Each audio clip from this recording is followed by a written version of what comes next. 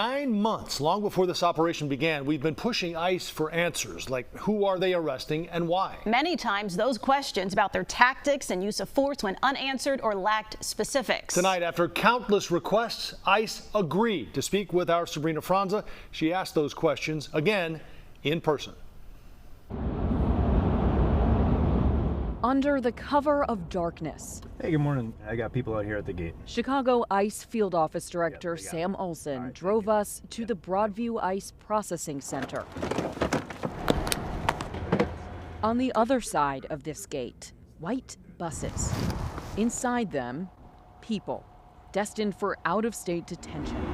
There are people that have told us that they're afraid to leave their homes, citizen or non-citizen, because they feel like somebody might believe that they're in the country illegally.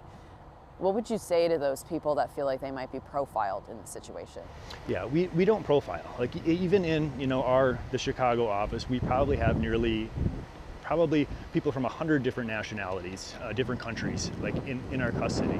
That's not something that we do. What we do is like we enforce the law. Like we will talk to people, and if they are here illegally, yeah, like they can be arrested. But again, like it's not, we're not just randomly going out and just trying to arrest somebody who's not arrestable. What makes someone suspicious? It could be many things, right? I mean, like there's no like one indicator. We've seen enhanced immigration enforcement both by Border Patrol and ICE frequently in immigrant neighborhoods like Little Village, Cicero, West Chicago. Still, we don't know who's on those buses. A spokesperson for ICE told us we might not ever know, citing privacy concerns. They only named some they call the worst of the worst as a matter of public interest. You're going after the most violent, worst of the worst is what we keep hearing. But the data doesn't always support that.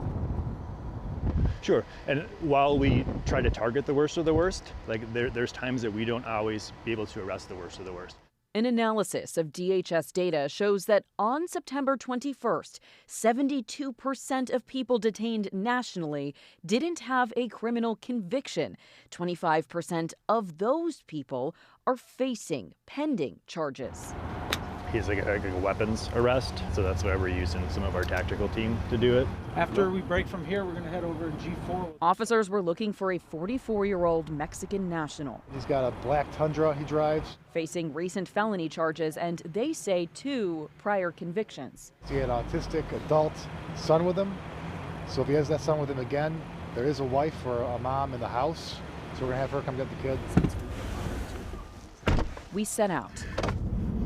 We're nearing the target location. Waited about an hour on this quiet Burbank block. Because this is a lot of work for one person. It really is, and you see, like I said, like eight officers here, part of the different tactical teams. Did it look like the target or not?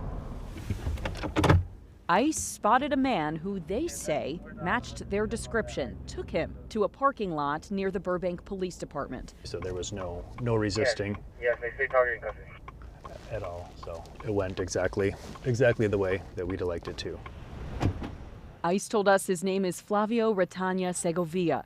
They say he'd been previously convicted of solicitation in 2013 and for driving with a suspended license. We could not independently confirm the solicitation conviction, but could confirm he's currently facing charges for burglary, theft, and illegal possession of a firearm.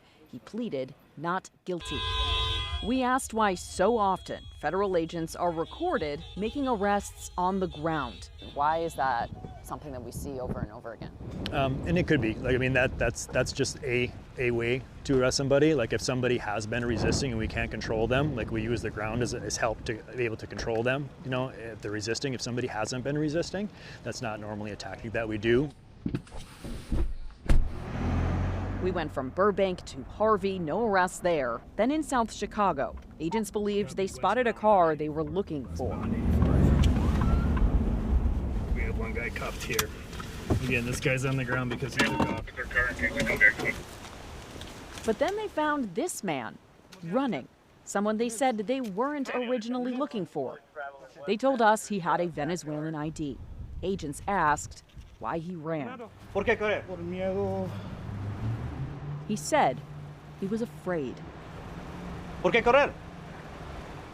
ICE never told us his name. Aside from his apparent immigration status, we don't know what he's being accused of. And the targets are predetermined. We've been focusing on targeted enforcement here. While we're out in the field on targeted enforcement, we may, through other investigations, come up with somebody who wasn't a prior target. We asked if we can expect federal agents at food pantries. Is that something you see happening in Chicago? You know, for us, we go where the targets are, and essentially like that could be. We take like a whole approach to each target, and depending on like when is the best possibility that we can arrest somebody, depending on where it might be, where they live, where they work, on the way to work, and that's kind of where we go. Can you understand why immigrants are afraid right now? I mean, I don't want to say that I understand why they're afraid. I understand that it is known that we are going out. We do have enforcement teams in the field 7 days a week now, enforcing, you know, anybody who is in violation of immigration law could be arrested.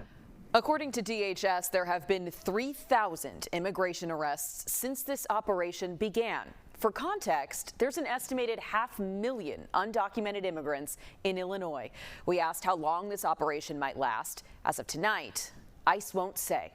Sabrina Franza, CBS News, Chicago.